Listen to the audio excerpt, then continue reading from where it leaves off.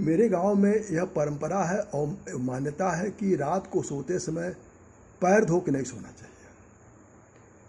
तो मैंने अपने नाना से पूछा। मेरे नाना दो भाई थे। एक जो है वह तांत्रिक थे, वह श्मशान साधना किए थे, और जो मेरे माँ के जो पिता थे, वो नाना जो बड़े वाले नाना थे, वो हमको ये तो याद नहीं है बड़े छोटे, लेकिन यह है कि जो मेरे माँ के पिता थे वो गृहस्थ थे, लेकिन वो बहुत ज्ञानी थे। कोई भी प्रश्न पूछिए तो वह ऐसा उत्तर देते थे कि बड़े बड़े संत उनके समान उत्तर नहीं दे पाते। तो मैंने पूछा अपने नाना से कि नाना ये बताइए कि रात को पैर धो के क्यों नहीं सोते हैं। तो उन्होंने कहा, देखो बाबू, पैर धो के सोने का मतलब नहाना धोना, पैर धोना।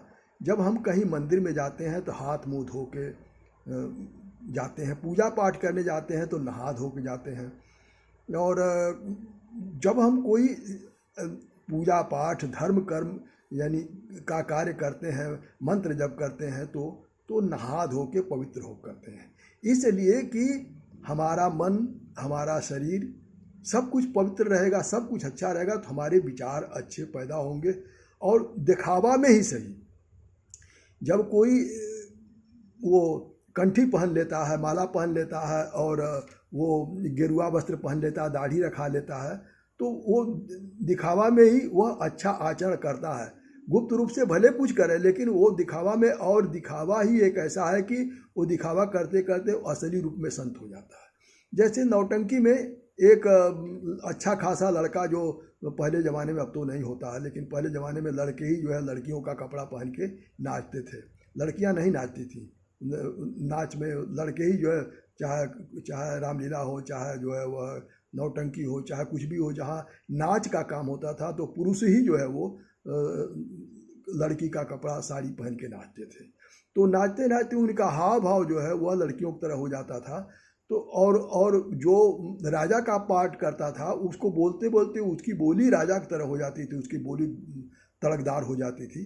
तो जब हम कुछ अच्छा काम दिखावा में करते हैं तो अच्छे हो जाते हैं, अब बुरा काम दिखावा में करते करते बुरे हो जाते हैं। जैसे पिक्चर में है, एक अच्छा जो है वो कलाकार होते हुए, और जब वह विलन का काम करता है तो उसको लोग विलन समझ लेते हैं, चाहे वह अपने निजी जीवन में कितना ही अच्छा हो।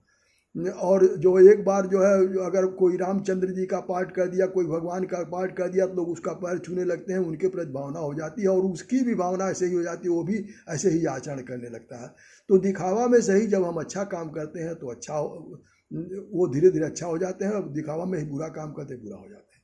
तो कहने का मतलब यहाँ ये है कि पूजा पाठ करने के लिए, मंदिर जाने के लिए तो पवित्रता जरूरी है, लेकिन जब हम रात में बिस्तर पर जाते हैं और हमको संतानोत्पत्ति वाला क्रियाकर्म करना होता है, तो उस वक्त हम पवित्र होके जाएंगे, नहा धो के, हाथ पैर धो के जाएंगे, तो हमारे जो जो जो काम भावना वाली शक्ति है, जो शक्ति, दैवी शक्ति जो मनुष्य के अंदर काम भावना पैदा करती, वो आएगी ही नहीं। तो जब नहीं आएगी तो संतानोत्पत्ति में बाधा आएगी, और ये मानते हैं कि ऐसे लोगों को संतान नहीं होते हैं, बहुत रेयर होते हैं।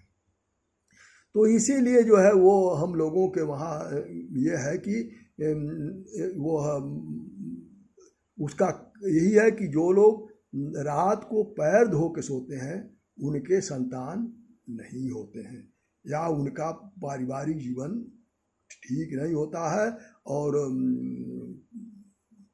वर्णशंकर भी पैदा हो सकते हैं।